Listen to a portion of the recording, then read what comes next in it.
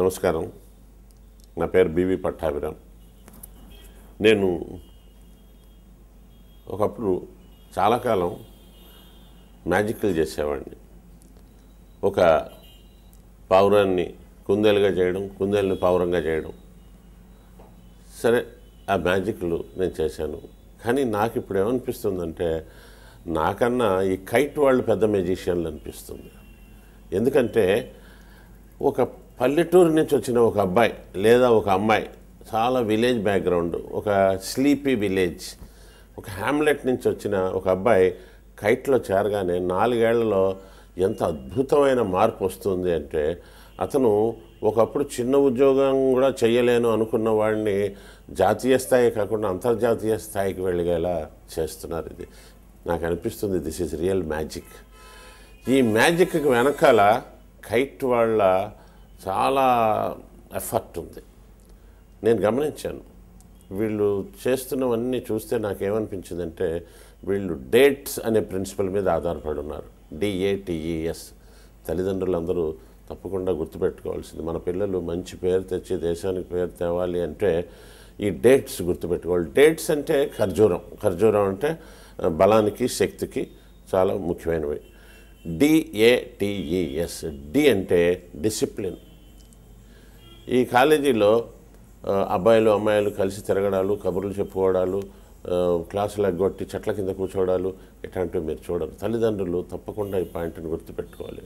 కొంతమంది విద్యార్థులకి ఇనీషియల్గా ఇది కష్టం అనిపిస్తుంది, కానీ మనం ఒక దేశానికి పనికొచ్చే ఒక చక్కని రత్నంలాగా మారాలి అంటే ఈ డిసిప్లిన్ ఇప్పటి నుంచి ఉండాలి. ఏ అంటే యాటిట్యూడ్ చేంజ్. అంతవరకు సరదాగా తిరుగుతూ కబుర్లు చెప్తూ ఇంటర్మీడియట్ దాకా అమ్మా నాన్నలు చెప్తేనే చదవడం, అలాంటి వాళ్ళు ఇక్కడికి రాగానే వాళ్ళ యాటిట్యూడ్ని మార్చుకుంటున్నారు. వాళ్ళు అక్కడ ఉండే టీచర్స్ కానీ, నాన్ టీచింగ్ స్టాఫ్ కానీ, ప్లేస్మెంట్ ఆఫీసర్స్ కానీ, వీళ్ళందరూ కూడా మాట్లాడే విధానం చూస్తుంటే తమ తమ్ముడితోటో చెల్లితోటో మాట్లాడుతున్నట్టుగా అనిపించింది. ముఖ్యంగా నాకు అక్కడ ప్లేస్మెంట్ ఆఫీసర్ రామకృష్ణన్ చూస్తే చాలా ముచ్చట అనిపించింది. అతని సొంత తమ్ముడితో మాట్లాడుతున్నాడేమో, సొంత చెల్లితో మాట్లాడుతున్నారు. ఈవెన్ వాళ్ళు కూడా ఆయన అంటే అలాగే ఉంటారు. దీన్ని ర్యాపో అంటారు. ఈ ర్యాపో ఎస్టాబ్లిష్ చేయడం అనేది ఏ సంస్థకైనా ముఖ్యం అండి. వాళ్ళు ఎప్పటికీ కూడా తప్పులు చేయరు. ఇక టీ అంటే టైం మేనేజ్మెంట్. వాళ్ళందరూ కూడా టైంకి రావడం, ఆ ఇంటర్వెల్ టైంలో కరెక్ట్గా రావడం, మళ్ళీ వెళ్ళిపోవడం, ఈ బయట ప్రచారాలు చేయడం, కబుర్లు చేయడం, ఇవేమీ లేదు.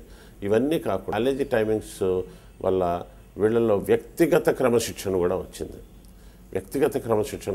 రాత్రి త్వరగా పడుకోవడం, ఉదయం త్వరగా లేవడం, ఇవి రేపు వీళ్ళు ఏ అమెరికాలోనో కెనడాలోనో ఉద్యోగాలు చేసినప్పుడు ఇది చాలా హెల్ప్ అవుతుందండి. దాని టైం మేనేజ్మెంట్, దానికి తగ్గట్టుగా ఎలా చదువుకోవాలి, ఎలా చదువుకోకూడదు, ఇలాంటివి చెప్పడానికి కొందరిని ఎక్స్పర్ట్లను పిలుస్తారు. ఈ అంటే ఎఫెక్టివ్ కమ్యూనికేషన్, చక్కగా ఇంగ్లీష్లో మాట్లాడడం. వాళ్ళందరూ కూడా ABCDలు కూడా చెప్పడానికి భయపడేవాళ్ళు ఫస్ట్ ఇయర్లో, థర్డ్ ఇయర్ వచ్చేసరికి వాళ్ళు ఫ్లూయెంట్గా ఇంగ్లీష్ మాట్లాడడం, ఇంగ్లీష్ పేపర్ చదవడం అలవాటు చేసుకోవడం. అండ్ చివరిగా చాలా ముఖ్యమైనది స్ట్రెస్ రిడక్షన్. ఎస్ అంటే స్ట్రెస్ రిడక్షన్. ఈ రోజుని నేను చాలా ఇంజనీరింగ్ కాలేజెస్లో ఎగ్జామ్స్ ముందు వాళ్ళకి ఒత్తిడి ఎలా తగ్గించుకోవాలో చెప్పడానికి వెళ్తున్నాను. కానీ ఈ కైట్లో అసలు నేను వాళ్ళకి ఫస్ట్ ఇయర్లో మాట్లాడతాను తప్ప మళ్ళీ పరీక్షలు ఎలా రాయాలి భయపడకుండా అది చెప్పాల్సిన అవసరం ఇంతవరకు నాకు రాలేదు. వాళ్ళు కూడా నన్ను అడగాల్సిన అవసరం రాలేదు, ఎందుకంటే వాళ్ళకి ఆ భయం పోయింది వాళ్ళకి. సో DATES, ఈ డేట్స్ అనేది ఉండాలి.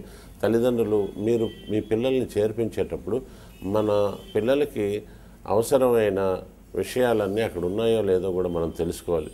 ఏదో మన ఇంటి పక్కన ఉందని కాలేజీలో చేర్పించడం, మనకి తెలిసిన వాళ్ళ కాలేజీ అని చేర్పించడం, ఇలాంటివి కాకుండా వాళ్ళకి పిల్లలకి అవసరం అయ్యేవన్నీ ఉన్నాయా, వాళ్ళు చదువు అయిన తర్వాత గైడ్ చేస్తారా, నిజంగా అక్కడ సరైన బోధనా సిబ్బంది ఉన్నారా, క్వాలిఫైడ్ సిబ్బంది ఉన్నారా. ఎందుకంటే ఈ మధ్య కొన్ని కాలేజీల్లో పేపర్లో వచ్చిన న్యూస్ ఇది, ఫైనల్ ఇయర్ వాళ్ళు ఫస్ట్ ఇయర్ వాళ్ళకి చెప్తున్నారండి పాఠాలు.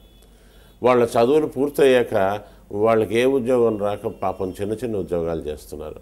కాదండి, మీ అబ్బాయి మీ అమ్మాయి ఇలాంటి కాలేజీలో చేరిన తర్వాత మీరు ఇంకా చూసుకోకర్లేదు. 4 ఏళ్ల తర్వాత మీరు హాయిగా కాలు మీద కాలు వేసుకుని ప్రశాంతంగా ఉండొచ్చు.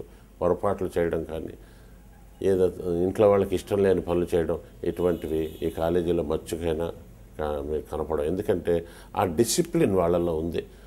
ఎప్పటికప్పుడు వాళ్ళని గైడ్ చేయడానికి అక్కడ ఉండే వాళ్ళు, ఈ ట్రైనర్స్ అంతా కూడా ఉన్నారు. కాబట్టి మీ పిల్లల్ని కైట్లో చేర్పించండి. నాకు అబ్బాయి ఉంటే ఇప్పుడు మా ఇంట్లో నేను కైట్లోనే చేర్పిస్తాను. నమస్కారం.